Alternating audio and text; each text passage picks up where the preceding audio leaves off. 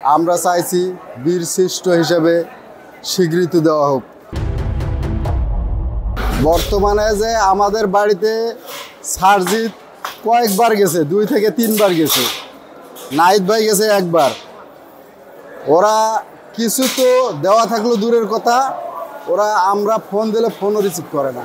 আমাদেরকে ওরা অনেক আশ্বস্ত করছে, জড়িয়ে ধরে বলছে যে তোমার এক ভাই গেছে, লক্ষ্য ভাই আছে, কিন্তু আজকে দেখে লক্ষ্য ভাই কেউ অর্ধেক ভাইও নাই। এখন পর্যন্ত আমরা সরকারিভাবে সেরকম কোনো কিছু আশ্বাস পাইনি।